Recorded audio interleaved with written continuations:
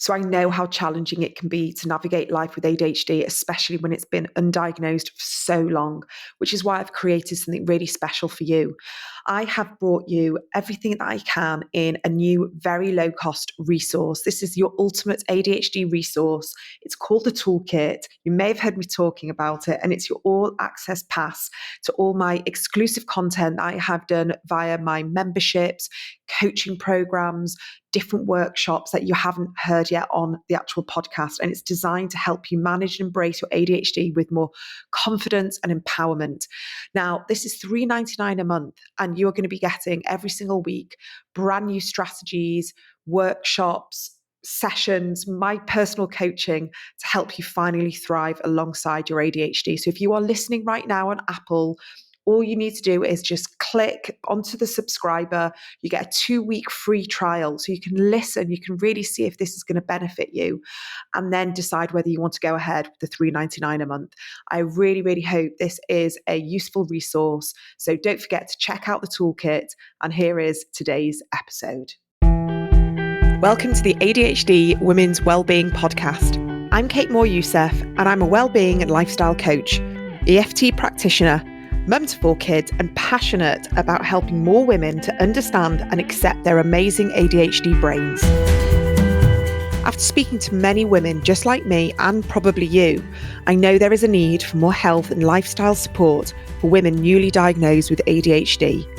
In these conversations, you'll learn from insightful guests, hear new findings, and discover powerful perspectives and lifestyle tools to enable you to live your most fulfilled, calm, and purposeful life wherever you are on your ADHD journey. Here's today's episode. Today, I'm absolutely delighted to bring to you a guest all the way from New Zealand. It's 4 a.m. for her.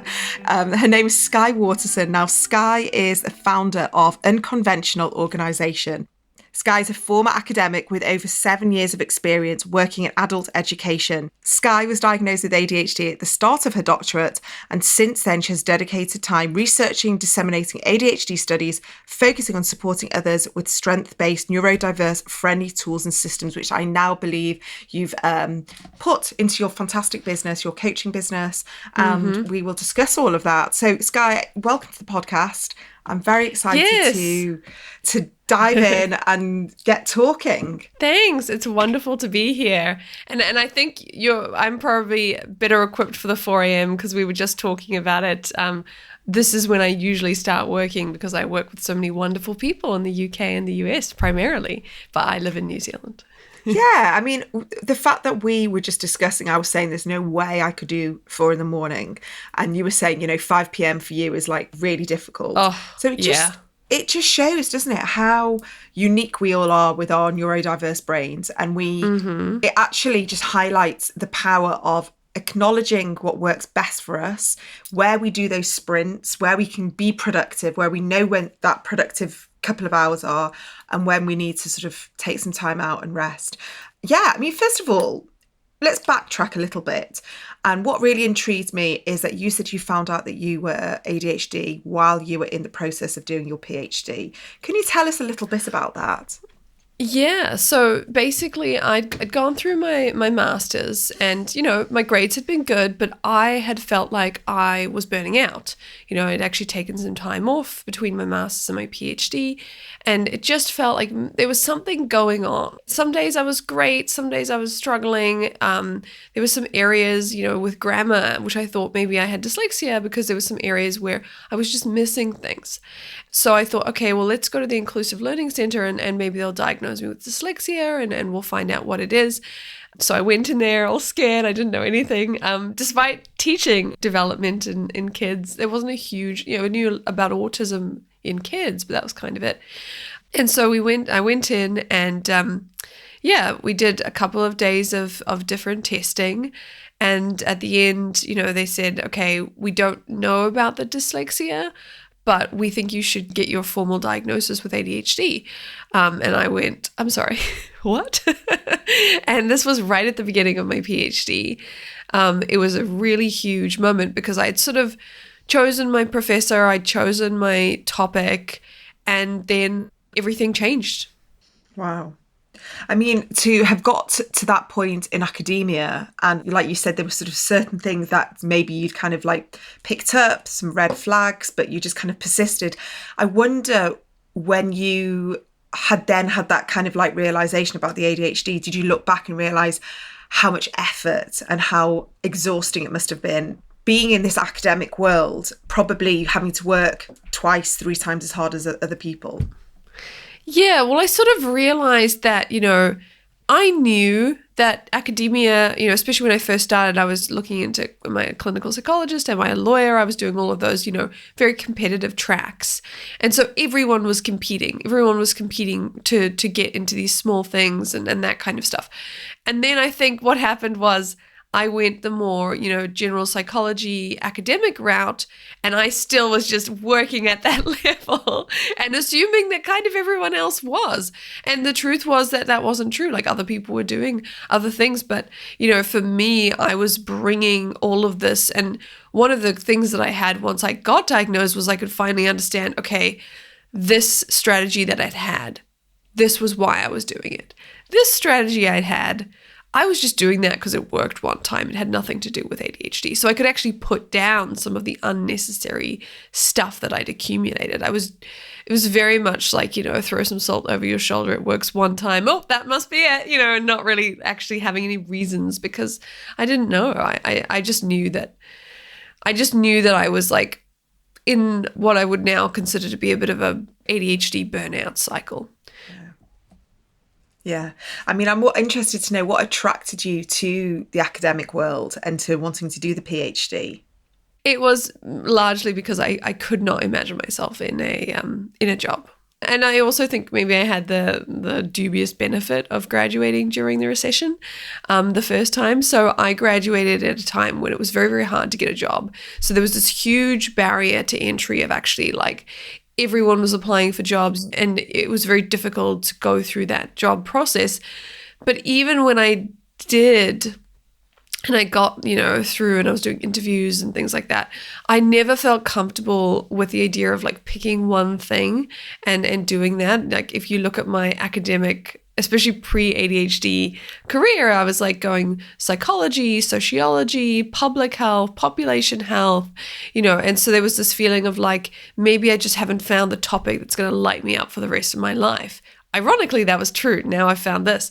But the ADHD side, it did leave me kind of wanting to just keep exploring, especially in my 20s. Yeah.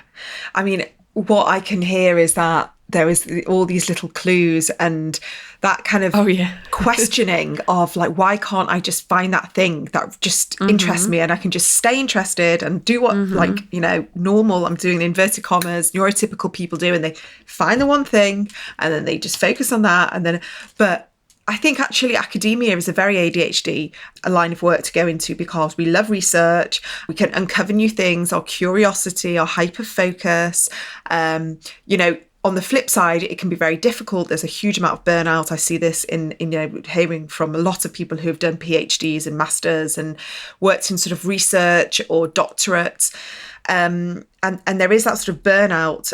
But when we understand our ADHD and we understand the way our brains work, then we can work in a way that suits us. And this what sort of brings me to my next question, is that it seems that you really have a passion for helping people understand their productivity and get the best out of their ADHD productivity, because we want to dispel these myths and these stigmas of, oh, we're not productive and we can't get things done, we're hugely disorganized. And yes, there obviously is a huge amount of that, because we have not understood our brains and we've been fed a huge amount of negative beliefs about ourselves, and which, if we've never had an understanding, we believe those, and then it's just a kind of like a snowball effect. But when we're able to get that awareness of the ADHD and go, okay, so I'm productive, but I'm just not productive in a way that other people are productive, and we let go of that shame and we embrace that. I really love to be able to help people with that and see that and recognize that. Tell me a little bit about, is that like a bit of a cornerstone of your business? And is that a passion of yours? Yeah, 100%. Often what I want people to know is that it doesn't have to be everything is being pushed up the hill all the time. That feeling like you're just pushing, you wake up and even before you get out of bed, like the getting out of bed feels hard. Everything feels hard. One of the things that I've learned and I've studied and worked with people on is that we can create these kinds of effortlessly balanced days where things just flow. They feel like, oh, and I'm getting up and I'm using this strategy and this dopamine here and this is organized in the way that works for my brain and now I'm getting some stuff done and that didn't feel bad, actually. That felt okay. And so like you're not fighting your internal ADHD-ness the whole day, getting to the end of it being super exhausted, bedtime procrastination, not getting enough sleep, starting again the next day. We can tip the scales in the opposite direction.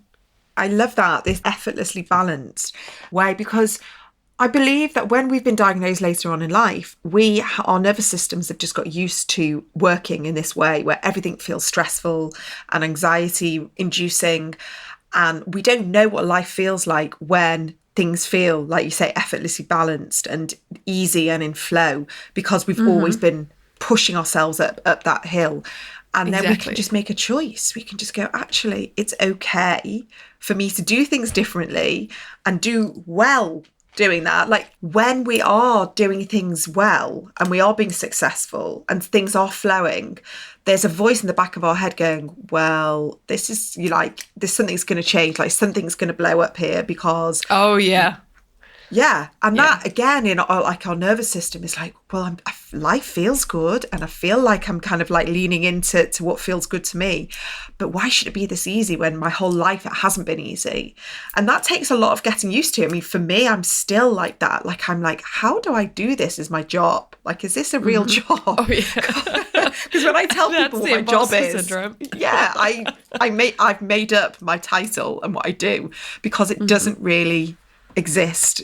So tell me a little bit about when people are coming to you and they're saying, I've got a project and I have something big that I want to complete, but I just don't know how to get from A to Z because all those little things in between are just so terrifying and overwhelming that I just don't think I've got it in me. I don't think I've got that capability.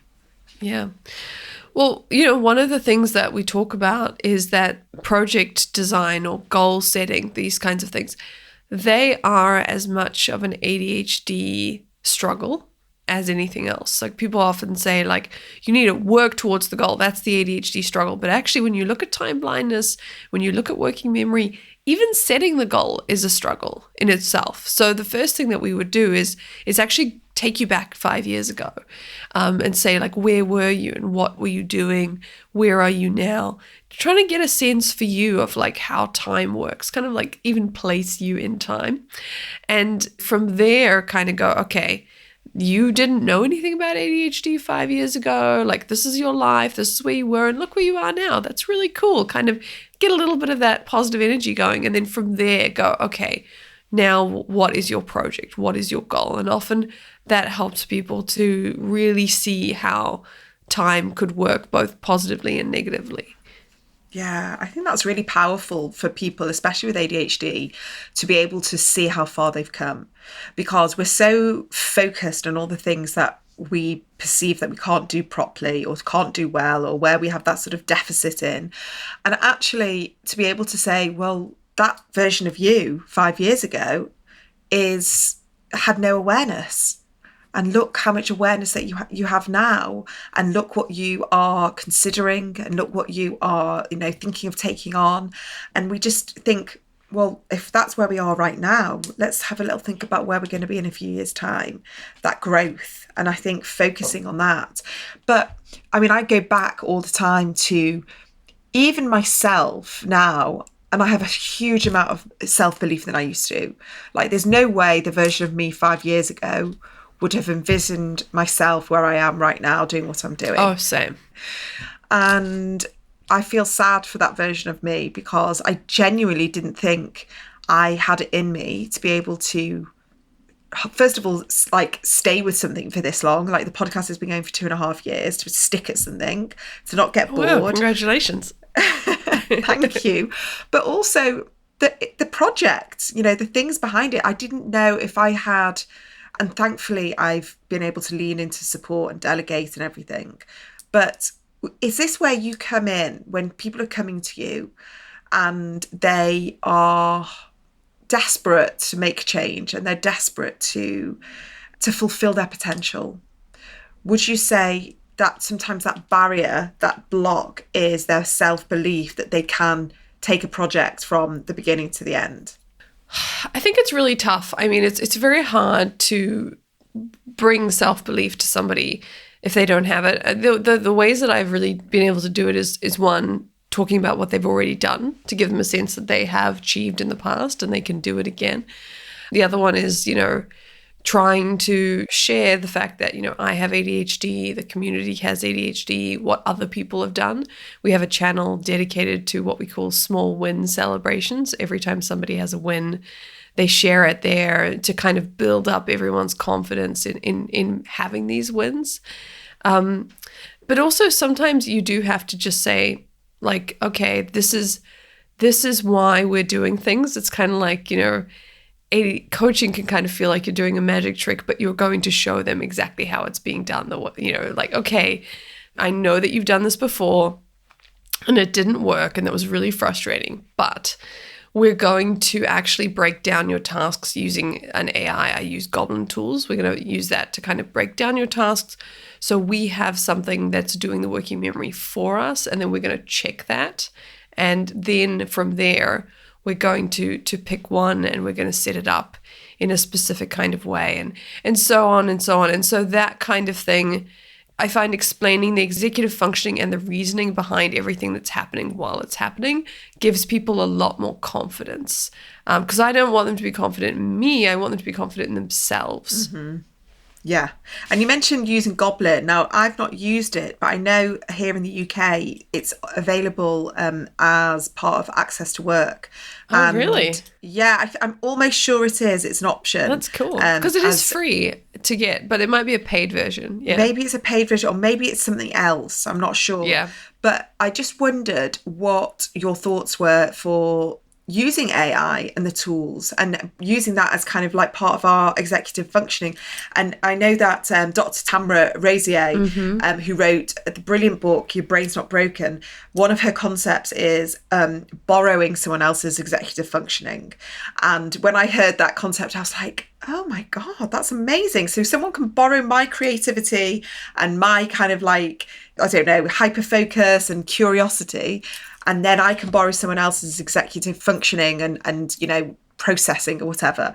But using AI, I'm hearing more and more that a lot of people who are a bit more savvy with tech are using it and having great success. I just wondered what your thoughts were. Yeah, well, yeah, I'm a big fan of using any of the tools. We use, we'll use Miro, which is a digital whiteboarding system.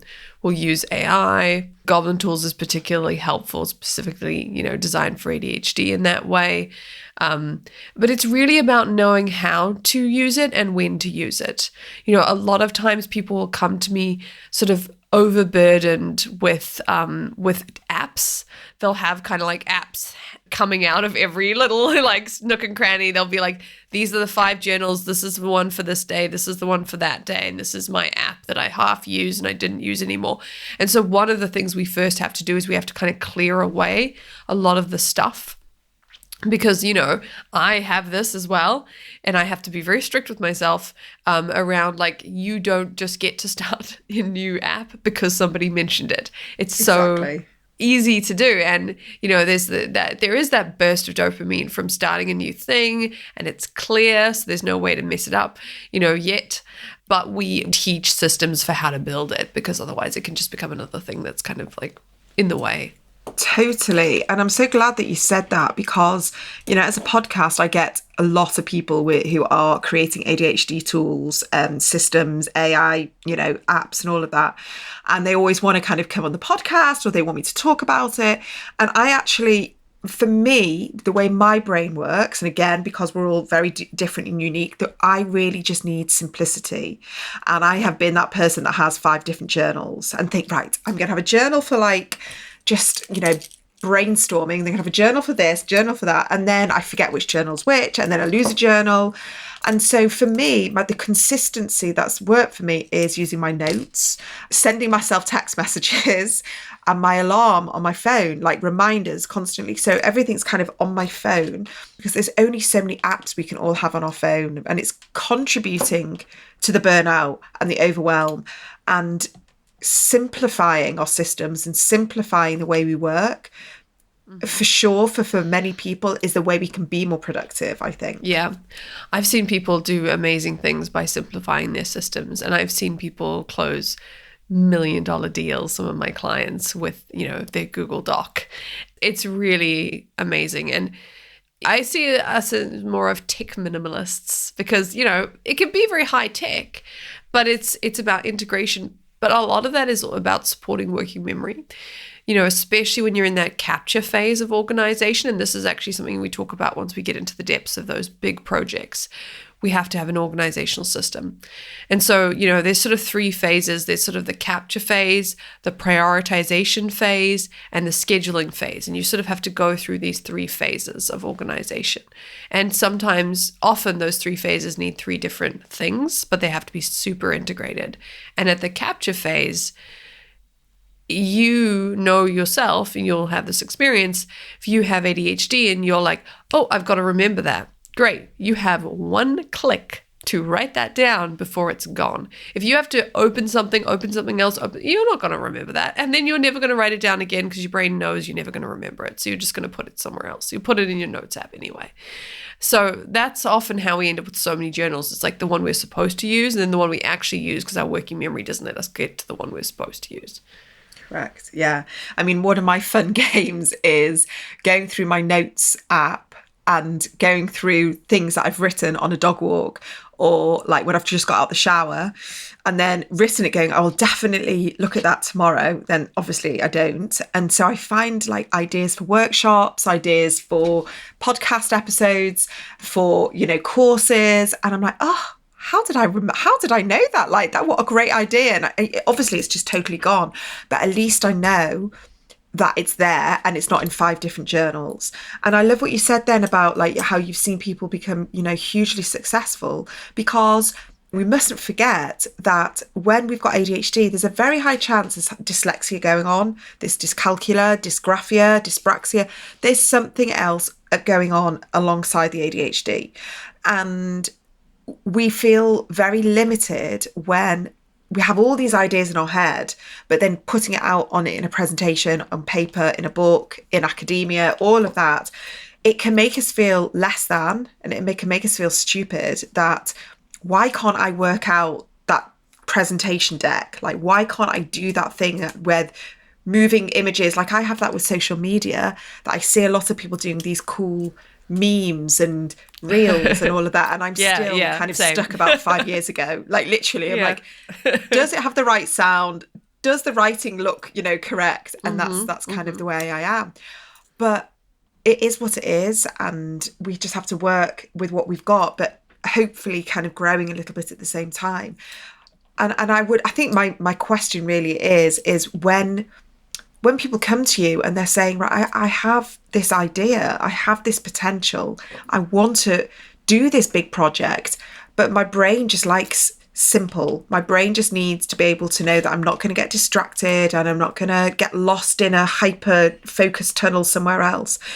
How do we bring ourselves back so we can complete that task? Yeah, I think that's a really great thing. And this is something I actually learned before I got diagnosed, because I had to write theses. And, I'm not a natural writer. People are really surprised, because my articles are the thing that I'm often most known for.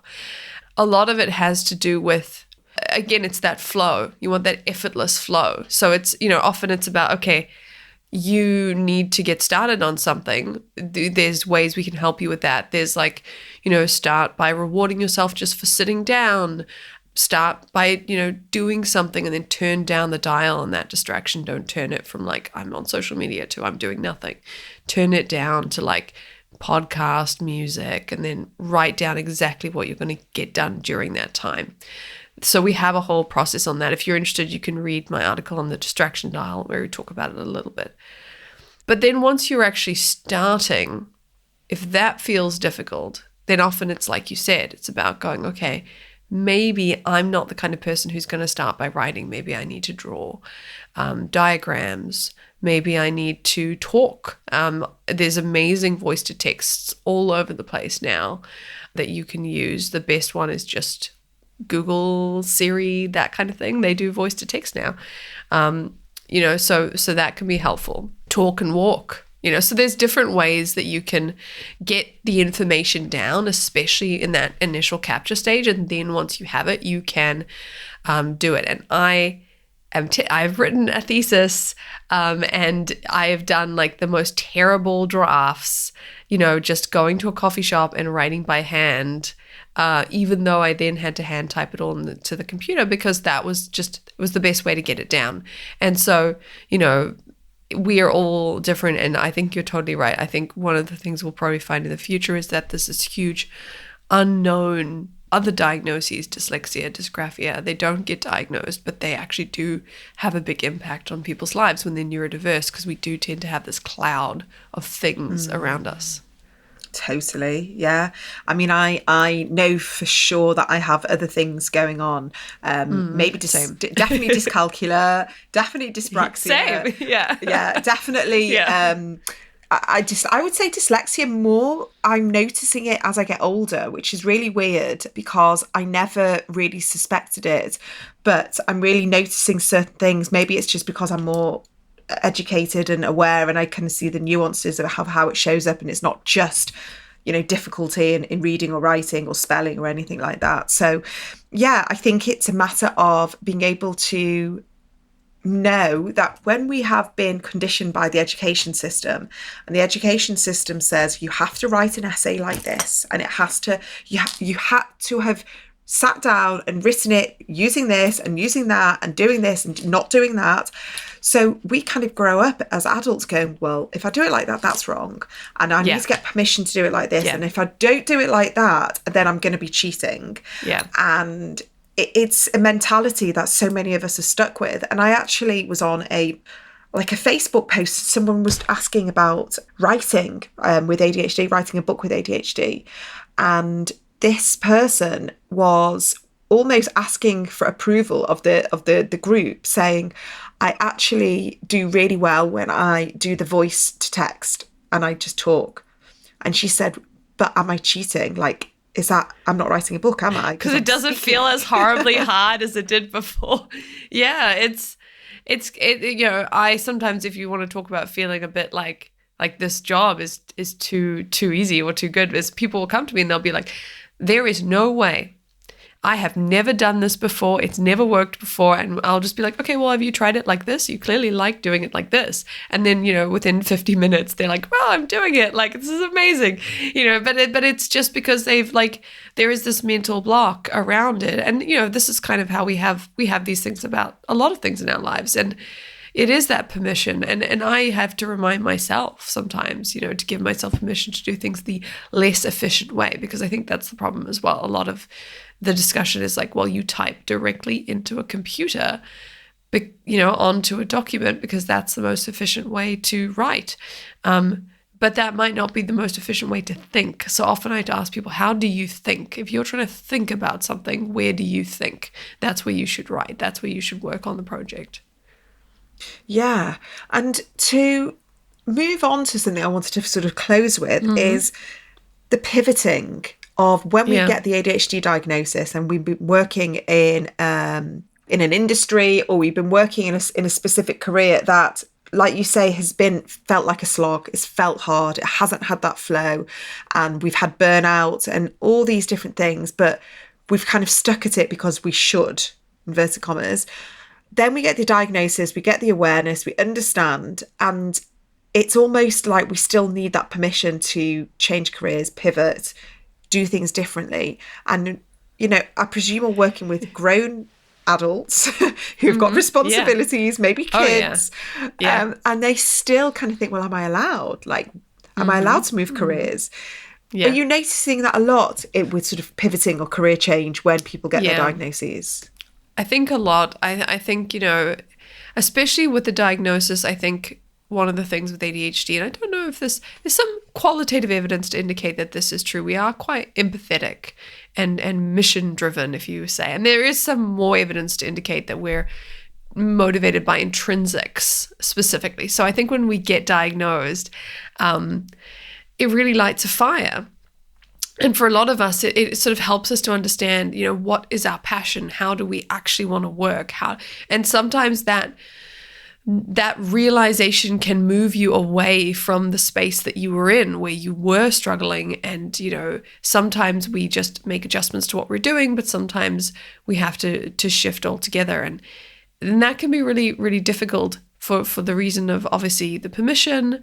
Sometimes it's more of a sideways move, at least initially, especially if you're going to go out on your own. That can be tough because you're going from a space where you're like, you have a job, and if you say, what do? You have an answer for them, to somewhere where that's less the case.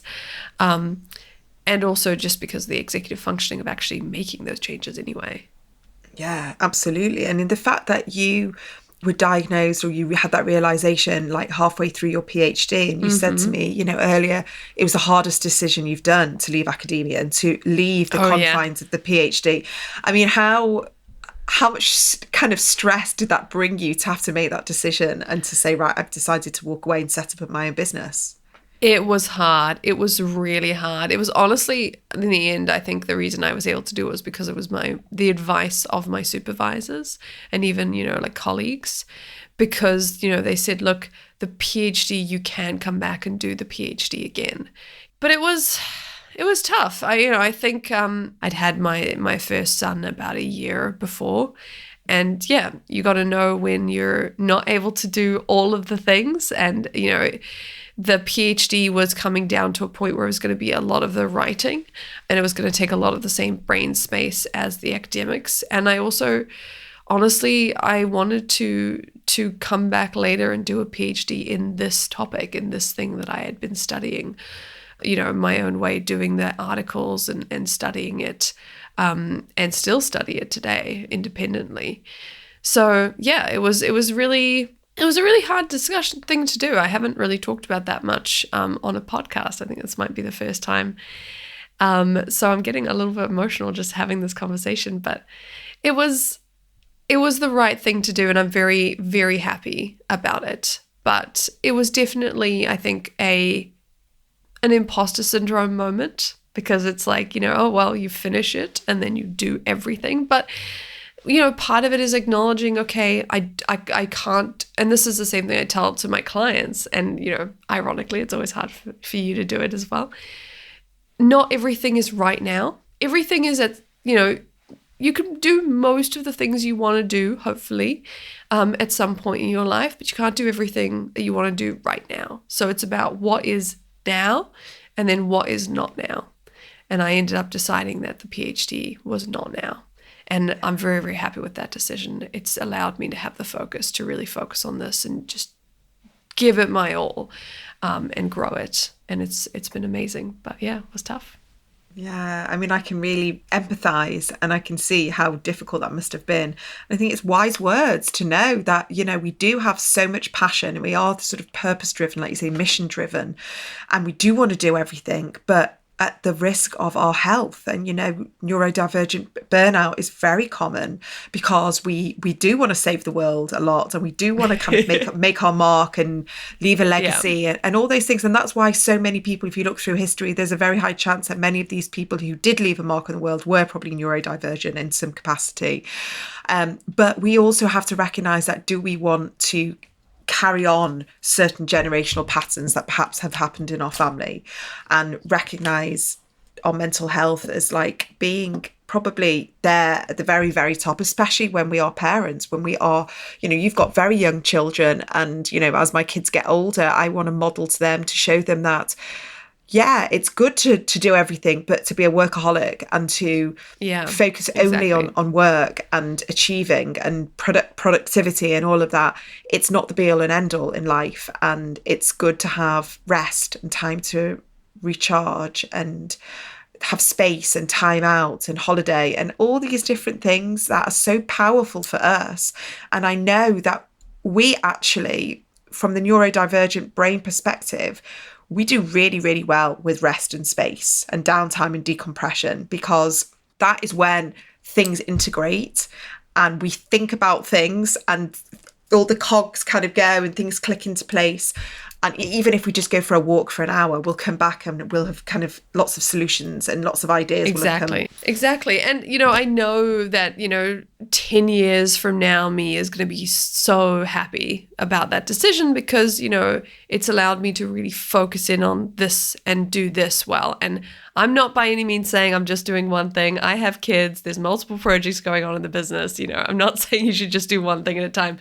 I think it gives you time to then do this and do this really well, run unconventional organization really well, and then grow the research side, the research arm of our organization to then hopefully what I would like to do is start publishing papers as part of that and bring that back into the academic space in its entirety. Like that is the goal, that what we've been talking about. But it's those first shaky steps when you take them out of the world of what you're supposed to be doing, and people are like, "Oh, how's it going?" And you have to say, "Oh, I chose to do something interesting."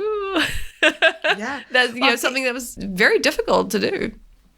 I think the fact that you're going to focus on research will be amazing, because that's what we need. We keep going back to, we don't have enough evidence, we don't have enough research, we don't know enough about especially women with ADHD and adulthood. That is what we need to be able to remove the stigmas and say to the doctors and say to our employers and all the people that are still naysaying ADHD in adulthood, and go, we have the evidence here. So the system and the world and everything has to change now because we have a better understanding. And this is not just hypothesizing. We are getting this from a very sort of evidence-based level. And it's really powerful for a lot of people to say, right, okay, we get it now, and we're going to make a change. Yeah, no, 100%. I think it helps, when you have research behind everything. And we're so passionate about doing that on the podcast is disseminating it in a way that makes sense to people, so that they can feel a little bit more confident when they get told by somebody like, hey, there's this and there's that. Not that you should, by any means, obviously you should listen to all your, doctors and people like that, but you can have a conversation. You could say, oh, you mentioned this. I know about that. I have some information about that. I think it can be really, really helpful. Yeah. So tell people what's the name of the podcast? I'm definitely going to be listening to this now. Thank you. It's called the ADHD Skills Lab.